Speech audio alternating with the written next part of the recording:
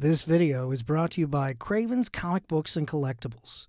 Check out their weekly live show, auction, and sale at facebook.com/Craven's Comics every Sunday night at 9 p.m. Eastern. And you can check out their inventory at cravenscomics.com.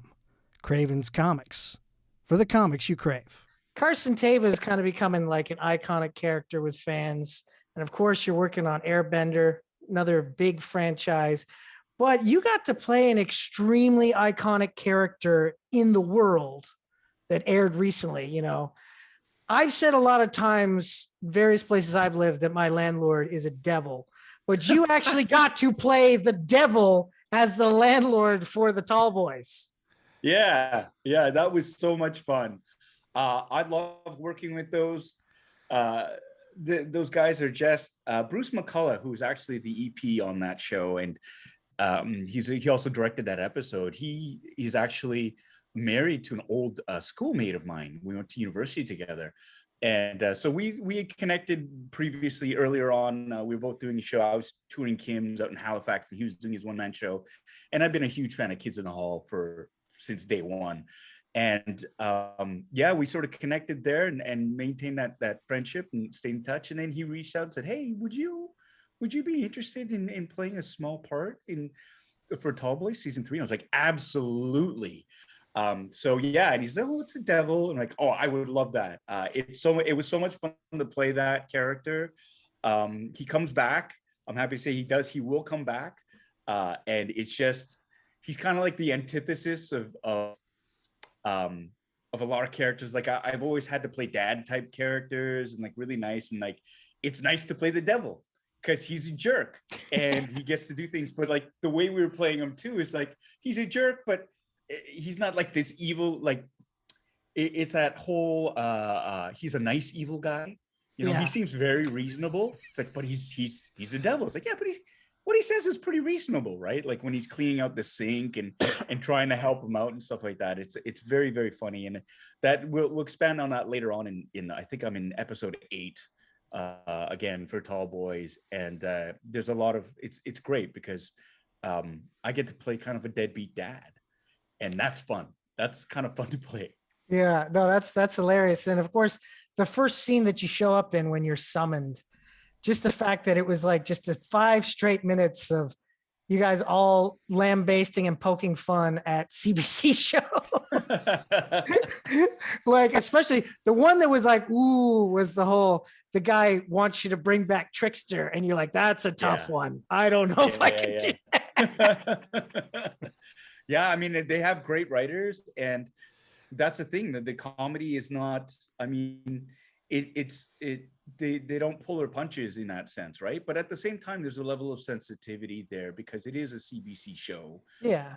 And they did have a few conversations about that too, because there is that whole I mean, it's a terrible situation, really, what happened. Yeah, no, totally. It is terrible. Yeah. And I think it's funny because everybody's really quick to sort of dump on the CBC, but the CBC actually, they didn't cancel Trickster. They wanted Trickster season 2. Yeah. Same thing with Kim's. They wanted season 6 of Kim's. It was different forces that handcuffed them. If it was strictly up to CBC, these shows would still be going on right now. But it wasn't their call. But they're an easy target because it's the CBC. Exactly. Right? Exactly. It's a corporation, so we're gonna go get it. And yeah, the CBC isn't perfect, but I think with the comedy department and whatnot, they get where the humor is coming from, and it is really refreshing to be able to have that conversation, and then in the end to have those jokes sort of come in, because they're not cheap gags either. I don't think they're cheap. There's satire in it, and there's social commentary. So it's like, that's what I enjoy about it. It's not just like cheap juvenile gags. And it wasn't wrong with it. Exactly. And it wasn't just CBC shows. Like, there was a Train 48 reference. So I was like, yes, Train 48. I owe a lot to Train 48. I love Train 48. So, and it's true, when somebody brings up Train, that's my response is, you saw that? You watched that? So it's pretty cool. No, that well, you've got a long career that that it's starting to you're getting. I guess you get to that point now where it's like, oh yeah, like you're kind of surprised when some people come up to you, maybe even like depending on their age too, like, oh, you've seen Yeah. this, Yeah. like as a performer, like that must always be like a little off-putting at times, I would assume, like in a good way, but like that you find these people that just know these things about you, like as you mentioned, like your gang, like how they're like detectives about your career and what you're working on, right? Like Yeah. that's like regular people don't have to deal with that. You it's a regular thing for you. Yeah, but that's always for me. It's always I'm always flattered and humbled by that. It's like Right. you actually saw that. It's like for me, it's a wondrous thing. It's like, oh my god, I can't believe you saw that. Oh wow, and especially I mean we've all done shows where they weren't the best shows and stuff. And Train 48 for me though, it was one of those polarizing shows for audiences, whether they either loved it or they hated it, and we often heard a lot of hate from people. I remember being at a bar and having a woman come up to me and she was hammered. And for like 15 minutes straight, she shit all over. Sorry, I swore. She That's okay. crapped all over Train 48. And it's like, it's a terrible show. It's so embarrassing and blah. And like sitting there going, I'm really sorry you didn't enjoy it. It's like no one's forcing you to watch it. And then at the very end, she's like, hey, can I have your autograph? And I was just like, wow, okay. Yeah. Okay, I'll remember this one. My So, God. but for me, I will always have fond memories of Train 48. It was the first show that I got, like I was one of the lead characters and it was a strong ensemble piece. I learned so much from all the fabulous actors on that show. I learned to be present. I learned to listen, and it kept me employed during a time when a lot of actors weren't being employed. And so it gave me a big leg up, and my family a leg up in terms of like being able to afford a home, and making the decision to have kids and to Yeah. build a family. It was the stability from that. So I will never ever disparage Train 48. I love the opportunities it gave me and the things it taught me and the people I met on that show, cast and crew alike. I mean, we're still friends with a number of them. And I mean, it's 20 years ago now. Holy crap. Yeah. It's 20 mind years Totally. blowing. ago. And there still isn't a Yeah. week that goes by that I don't think, nah, train. Oh man. It's I want to switch things up a bit here because everybody knows Paul Sun-Hyung Lee, great guy, nice guy, doesn't have a fight with anybody. But there is a feud that I've noticed on social media that's been going on Here it for a comes. long time between Here it you and comes. Andrew Fung. Team window open and team window closed. I want to know Yeah. what started Yeah. this feud. Okay. So Fung and I were like brothers. And we didn't get a chance to work together too much on Kim's Convenience because we're in separate worlds, but we connect on so many different levels. And so at the end of season 3 or season 4, no, season 3, we got invited to be presenters for the Country Music Awards of Canada, Canadian Country Music Awards. CBC was putting it up, and we were invited to be presenters. And so they flew us out to Saskatoon, and I was excited because it was like, hey, road trip, right? It's like you get to go on a road trip with your best friend, and we never sort of hung out like that. And it was going to be like a boys' night, boys' weekend out. And we get on this little jet, and I remember it was great. We were walking, and so we're sitting together, and I love sitting by the window seat because I like to look out the window. I don't like the process of flying. I love the result of it because you can get from place to place really quickly. But the process of flying isn't that enjoyable for me. So I need that window. Takeoffs, landings, I need it. But Andrew got the window seat. And I thought, okay, well, I'll be an adult. I'll let him. So he sits there and I'm sitting in the aisle and I'm looking out the window and he gets all settled in and he looks at me and the plane, we just boarded. He looks at me, he says, you good? I said, yeah. He says, okay, good night. And he slams the window shut, the blinder shut, and he puts his head on it and goes to sleep. And I'm like, what? So I can't look out the window. And so I look across and Adrienne Arsenault from CBC was there. And I looked at her, she looked at me, she started laughing. And so I'm looking out her window. I'm like, who does that? Like, who does? So I took a picture of Andrew because I was like, we took off and the window was closed and I couldn't look out the window, right? So I took a picture of him and I tweeted it saying, what kind of a monster puts the window down, right? Window shade down on an airplane. And then he saw that, laughed at it, and he tweeted back, team window closed all the way. And it became this whole team window open versus team window closed. And so whenever people started to travel, they would send pictures to us and say, hey, I'm team window open or I'm team window closed. And we would start trolling each other back and forth.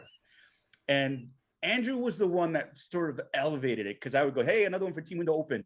And then one day I remember Andrew, like he messaged back, he tweeted back in his story, team window closed, suck it, Paul. Right.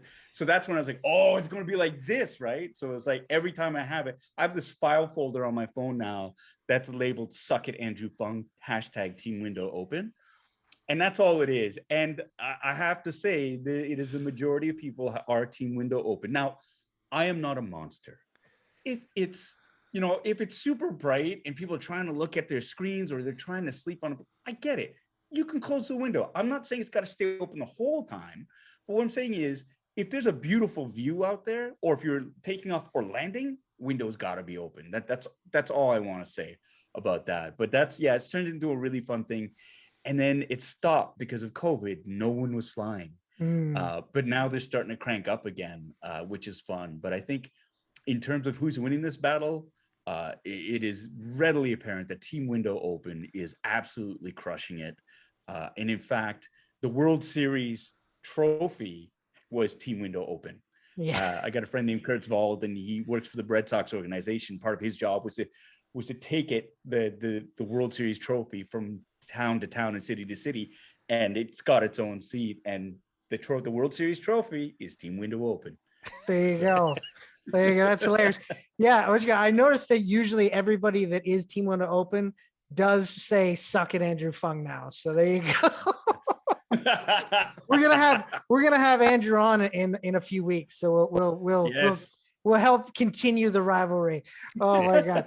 But Paul, I want to thank you so much for coming on tonight, man. Again, thank you for another great interview with us. And we look forward to having you on again after Avatar starts airing. Oh, and, yeah, man, we'll definitely be talking about that with you. You got it. I mean, it's amazing. It is, we're all taking behind the scenes photos and whatnot, and just so we can document it for ourselves. And so once the show drops, and I don't know when, once it drops and we're able to share some of these photos, I cannot, it's spectacular. It's tough because I know people have already been commenting on my facial hair going, oh, nice. This isn't even close to what they're doing. Like, this is just me in my civilian, this is my look right now, and this is shaved for the show. But what they are doing is nothing short of magic. And we're all really excited to share what we're creating right now. And there's a lot of love, there's a lot of respect, there's homage, but there's new stuff in it too. And it is like, we're keeping it fresh, keeping it relevant, and it's amazing. It's amazing. I think fans will be overjoyed. That's awesome, man. That's great. And of course, people can check out your YouTube channel. It's youtube.com/BitterAsianDude, right? Yeah, Bitter Asian Dude Inc. Do fun unboxing Sundays every Sunday. And I open up a collectible, do a half-ass review, and we chat. That's all we do. It's lots of fun. So check it out, please. Yeah. And one last quick question. Will you ever do another mukbang? Because I know you did a solo bang. Yeah, I am. I'm gonna do one of those. I got a lot of comments because I'd never really watched mukbangs. I've seen them before. And then I did sort of a deep dive into them. They're fascinating. They're super awkward to shoot, especially if you're doing the silent one, which is what I did.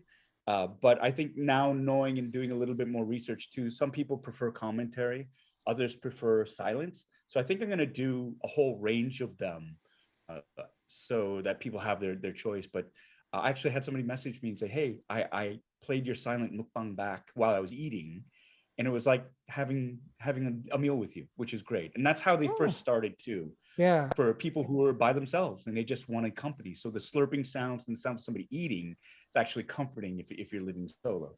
So it's pretty neat. But I'll do that. And also thank you to very much for this honor. It's amazing. That list of guests that you had on your show is fantastic, and I am absolutely humbled that y'all chose me to be the guest of the year. So thank you.